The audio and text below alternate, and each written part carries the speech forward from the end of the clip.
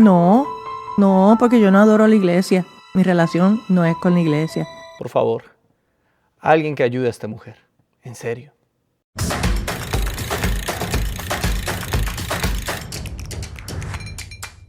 Amigos de Biblia Libre, ¿cómo están? Mi nombre es Edgar Escobar. Bienvenidos a este nuevo Cara a Cara de Biblia Libre. Pues sí, Cristín de Clario salió a declarar de nuevo por qué se equivocó al respecto de la profecía que dio a Julio Melgar. De nuevo dio explicaciones y en medio de esas explicaciones dijo una cantidad de cosas que son bastante cuestionables. Ay, Dios mío, es que cada vez que Cristín habla, vuelve y se equivoca de una manera garrafal. Alguien, por favor, que ayude a Cristín. Alguien que le dé a ella una Biblia. ¡Ya no aguanto más! Por favor, Cristín, canta, porque cuando opinas, pues cada vez te hundes más. Definitivamente esta mujer no va a tener paz después de sus terribles declaraciones. Comenzó en la entrevista, bueno, la entrevista tiene muchísimas cosas, solamente quiero analizar algunas que me parecieron bastante particulares. En primer lugar, ella declaró que su relación no es con la iglesia, ella no adora a la iglesia, obviamente nadie adora a la iglesia, porque la iglesia somos nosotros, sería como adorarnos a nosotros mismos,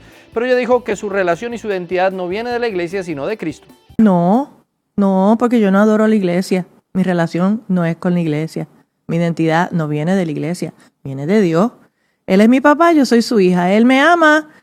Meta la pata o no la meta. Diga lo que diga. Haga lo que haga. Deje de hacer lo que no haga. Ha estado usted razonando fuera del recipiente.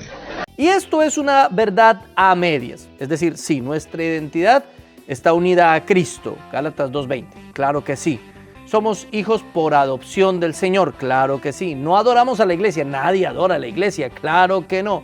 Sin embargo, la Escritura no separa a Cristo de su iglesia, es decir, Cristo es la cabeza de la iglesia es el cuerpo de Cristo y estamos en unidad, unidos a Cristo, no de manera individual, sino de manera colectiva. Estamos unidos a Cristo siempre y cuando estemos unidos a la iglesia.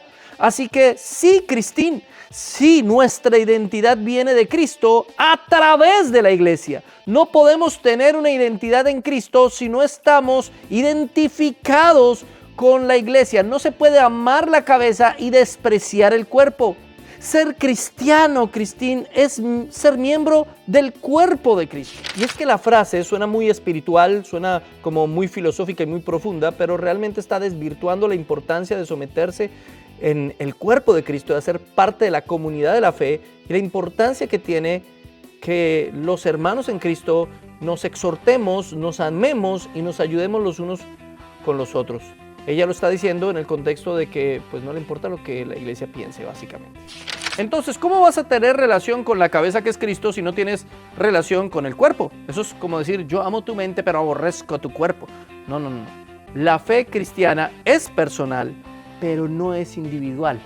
La fe cristiana se manifiesta en el colectivo. Por eso Hebreos, capítulo 13, verso 17 dice, obedeced a vuestros pastores y sujetaos a ellos, porque ellos velan por vuestras almas como quienes han de dar cuenta, para que lo hagan con alegría y no quejándose, porque esto no os es provechoso.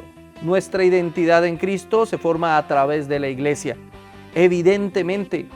Por eso es que Él dejó pastores y maestros. Por eso es que hay dones en la iglesia para servicio de la iglesia, para edificarnos mutuamente. Ella que dice tener tantos dones proféticos y todas esas cosas. Entonces nuestra identidad viene de Dios, pero se manifiesta en la iglesia. Pero esto fue, digamos, lo más pasable que dijo en la entrevista, porque después afirmó que ella, cuando oró por Julio Melgar y dijo que no aceptaba un no por respuesta, pues eso era una declaración profética. ¿Qué dijiste en esa oración que la gente se molestó? Pues yo oré y declaré palabra de bendición que dice la Biblia. O sea, de Dios son el sí y el amén. El sí por bendición, el sí por sanidad, el sí por libertad, el sí por lo que nos ayuda. Uh-huh. Y él me había hablado de su diagnóstico de cáncer, había llegado al evento acabándose de dar una quimioterapia, estaba pasándola muy, muy difícil. Y yo oré por mi hermano, una oración con la autoridad profética que sé que tengo. Y cuando nosotros profetizamos para vida, para edificación y para paz. Esa es la razón por la que tenemos que profetizar. Usted no aprende, ¿verdad? Para aquellos que recordamos el episodio, más adelante veremos el video, ella afirmó en una oración cuando Julio Melgar había manifestado su cáncer que ella no aceptaba un no por respuesta. Sin embargo, aquí, yo no sé si ustedes se acaban de dar cuenta, pero ella se dio un tiro en el pie, literalmente. Ella acaba de afirmar que realmente su declaración fue una profecía, fue una declaración profética. Ellos usan la palabra profético para todo, ¿no? No distinguen entre una declaración y una profecía. Para ellos una declaración es una profecía. Ahora, si esto es una declaración profética, ¿por qué no se cumplió? En pocas palabras, ella se está tratando a sí misma como una falsa profeta. Y es que hay que entender verdaderas declaraciones de siervos de Dios como Pablo, que tenía autoridad apostólica y sin embargo no pudo sanar a Epafrodito, por ejemplo, no se pudo sanar a él mismo. No por ser un siervo del Señor y por recibir las promesas de Cristo, entonces ya inmediatamente todo lo que decimos es profecía y se tiene que cumplir. Aparte, se nota muchísima arrogancia en sus palabras, su declaración es bastante cuestionable. Ella dice, tengo una autoridad profética. ¡Wow! Hagámosle reverencia a la profeta. Además afirma que toda profecía es para edificación, paz y vida. ¿Dónde dice la Biblia que la profecía es para eso? Lo que sé es que la Biblia me enseña que es para edificación, consolación y exhortación. 1 Corintios 14:3. Pero las profecías todas son para hablar de vida y para hablar de paz. ¿En qué se fundamenta? Bueno, este tipo de personas que pertenecen a este movimiento profético y apostólico, a esta secta profético y apostólica, creen literalmente que ellos pues tienen que profetizar cosas bonitas y buenas. Incluso aplican todos los principios del profeta de oficio. Sin embargo, los profetas de oficio en el Antiguo Testamento profetizaron cosas que no tenían que ver con paz ni con vida. Natán profetizó la muerte del hijo de David después de su pecado con Betsabé. Elías profetizó la muerte de Acab. Isaías 13 anuncia la destrucción de Babilonia. Isaías 39 anuncia el futuro exilio del pueblo del Señor. Y si vamos al Nuevo Testamento, la cosa no cambia. Miremos las profecías de Agabo. Las profecías de Agabo no eran de paz y de bendición y de vida. Profetizó una gran hambruna que se cumplió y profetizó el arresto de Pablo. Es decir, ¿dónde está la profecía de vida y de bendición, de cosas buenas? Pues realmente la palabra casi siempre profetiza es cosas trágicas, no cosas buenas. Pero como ella es una profeta y está orando por alguien muy enfermo, no va a decir, ahora el Señor me dice que vas a morir. ¿Qué es lo que haría un verdadero profeta del Antiguo Testamento? Pero, acá viene lo peor de todo. En tercer lugar, ella afirmó que cuando ella dijo, no acepto un no por respuesta, no le estaba hablando a Dios, no, le estaba hablando al diablo. Y yo oré y me puse de acuerdo con Dios en que el sí y el amén son de Dios. Y dije la frase, bendita frase que se ha vuelto una frase anticélebre, de que no aceptamos un no por respuesta. Pero somos Dios y yo los que no aceptamos un no por respuesta. Si la voluntad de Dios es sí, amén, pues yo me voy a poner de team con él, de que sí, amén. Y si el enemigo dice no, que voy a matar, robar y destruir, yo digo, pues no acepto ese no, pero no es el no de Dios. ¡Momento que soy lento! A ver, Cristina, a ver. Si soy un poco lento, tal vez yo no entiendo. Tú dices que te pusiste de acuerdo con Dios y entre tú y Dios le dijeron que no aceptaban un no al diablo. No le acepto al diablo un no por respuesta. Ella dice, yo no le estaba diciendo a Dios que no le aceptaba un no por respuesta. O sea, asume que es imposible decirle a Dios que no le acepta uno un no por respuesta. Pero ahora dice que se puso de acuerdo con Dios para no aceptarle el no al diablo. Un momento, Julio Melgar se murió.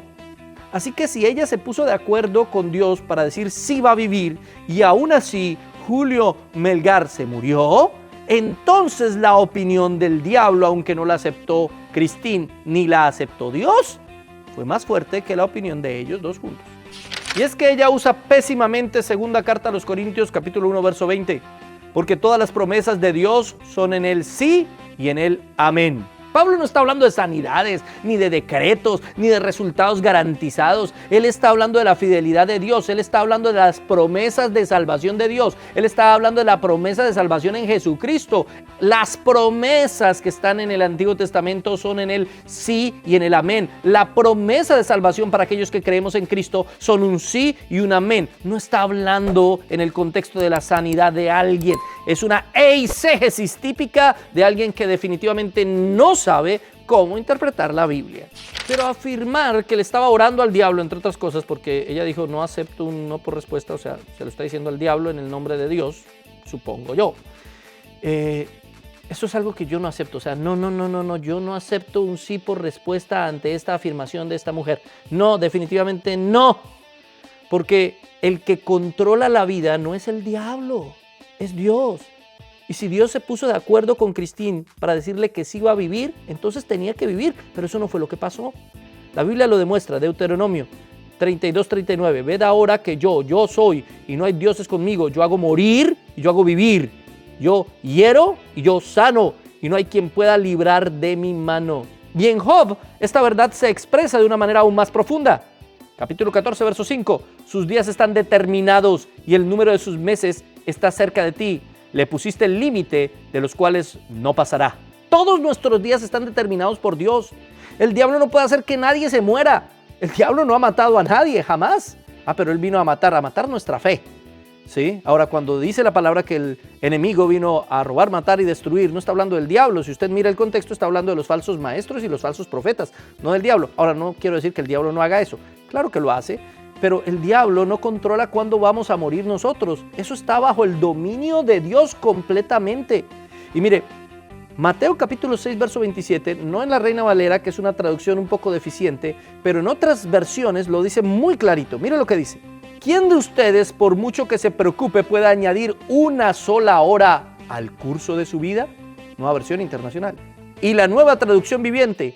¿Acaso con todas sus preocupaciones pueden añadir un solo momento a su vida? Nosotros no podemos añadir un segundo a nuestra vida. Está determinado cuándo nacemos y está determinado por Dios cuándo morimos. Así que si Julio Melgar falleció, fue por voluntad divina. Hasta ahí Dios había decretado que él iba a vivir. Y está bien, su voluntad es buena, agradable y perfecta. Así nosotros en la humanidad no hubiéramos querido que él se fuese tan rápido, pero eso fue lo que Dios determinó. Pero eso de echarle la culpa al diablo, porque ni entendí. O sea, ¿cómo va a terminar diciendo que ella le estaba orando eso era al diablo? Pero ahí no se quedó. No. Ella no asume su responsabilidad y termina culpando como al tiempo, como que ella estaba de afán, ¿no? Ella ya ha dado excusas en otras entrevistas que son bastante cuestionables, pero aquí la excusa es el tiempo. Me estaban presionando y no utilicé las palabras correctas. Escucha. Y yo entiendo que en ese momento pude haber utilizado mejores palabras. Y en la prisa de que fue un momento espontáneo, un momento que no estaba programado, un momento que nos estaba ocupando tiempo, que yo tenía el relojito de la intervención en rojo y tengo toda la producción en el oído y sé que si me paso la media hora me van a cobrar un montón de dinero por el venue y todo lo demás. En el avance utilicé la muletilla y Señor, no aceptamos un no por respuesta, pero mi intención era Señor, tú y yo no aceptamos un no por respuesta porque así es, él siempre dice pruébame. Ven, di lo que yo digo, haz lo que yo hago. Viendo, como, lo vieron como que, o sea, si Dios quiere que él se vaya, o sea... Sí, estoy poniéndome de acuerdo con Dios, que no tuve tiempo de explicar toda la exégesis y la teología detrás de eso. No tuve el tiempo y entiendo 100% que era muy fácil, 50-50, que la gente interpretara de una manera o de la otra. Sí me parece muy peculiar que no se volvió un asunto viral, controversial, hasta después que él falleció. Pero tampoco en esta entrevista, Cristín, usaste palabras mejores. No, lo empeoraste, Cristín. Lo empeoraste diciendo que no le estabas diciendo a Dios, sino al diablo y que el diablo ganó. Lo empeoraste, Cristín. Peor, muchísimo peor las palabras que utilizaste ahora. Pero tengo que decir que esto de que ella usó malas palabras por cuestiones de tiempo, pues no es cierto. O sea, esto corresponde a algo que ella cree. Porque no fue la primera vez que lo dijo. Fíjese en este concierto con Marcos Brunet en el año 2016, 2 años antes del evento con Julio Melgar, como ella afirma exactamente el mismo principio. Yo desato la sobrenaturalidad de Dios en este lugar. Y cada vida que ha estado esperando un milagro, lo recibe en este momento. Ya no tomaremos no por respuesta, sino que hacemos manifestar el sí y el amén de Dios. ¡Lo dijo! ¡Lo dijo! Así que no fue por el afán, no fue porque les iban a cerrar el estadio y tenía que terminar rápido. No. Es algo que ella cree. Ella cree realmente que podía decir que no quiere un no por respuesta. ¿Al diablo o a Dios? Cualquiera de las dos opciones es equivocada. Cualquiera de las dos propuestas no tiene nada que ver. Nosotros no podemos decir que no admitimos un no de nadie, porque simplemente Dios hace lo que quiere, con quien quiere, cuando quiere. Incluso el enemigo está sometido a la perfecta y total autoridad y decreto divino. Eso cualquier cristiano, sin importar la denominación, cualquier cristiano serio, académico, lo sabe. Pero es que ya se cree una maestra teológica. No alcancé a explicar la teología detrás del concepto, porque no hay teología detrás del concepto, Cristín, porque te lo enseñaron mal, porque tú no conoces teología seria, ni siquiera una teología seria pentecostal, que la hay pentecostales académicos muy serios, pero no conoces eso, Cristín. Estás hablando a partir de cosas que te enseñaron muy mal. Miren, todos nos equivocamos, todos en un momento u otro cometemos errores, ¿sí? Lo importante es admitir nuestros errores cuando hablamos. El problema es que han pasado años, casi 8, y ella sigue sin admitir que se equivocó y que su concepto era un error, y es un error. O sea, la arrogancia y el orgullo pueden más que el hecho de que cientos de personas hemos demostrado y hemos comprobado que ella se equivocó. De hecho, antes de que muriera Julio, a diferencia de lo que ella dice, antes de que muriera Julio, ya muchos estábamos diciendo que esa oración era equivocada. No esperamos hasta que se muriera Julio, eso no es verdad, Cristín. Muchos lo dijimos y puedes encontrar videos del mismo momento en que tú pronunciaste esas palabras, diciendo que eso era un error y era una oración mal dicha. Pero ay, Dios mío. Miren, por eso no es bueno que cualquiera se crea maestro. Dice Santiago: hermanos míos, no os hagáis maestros muchos de vosotros, sabiendo que recibiremos mayor condenación. Yo quiero hacer una invitación a esta mujer a que reconozca su error. Se equivocó, oró mal. Decir que no acepta un no por respuesta al que sea es un error total. Nosotros solamente nos sometemos a la voluntad divina. Oramos, clamamos por sanidad, eso está bien. Clamamos porque Dios tenga misericordia, amén. Pero no podemos andar diciendo que nosotros declaramos y profetizamos y no aceptamos un no por respuesta. Pero ella sigue y sigue y sigue. Yo creo que esto la va a perseguir para siempre. Y es que hubiese pasado hace mucho tiempo si tan solo ella hubiese reconocido: me equivoqué, me enseñaron mal, tuve una doctrina equivocada.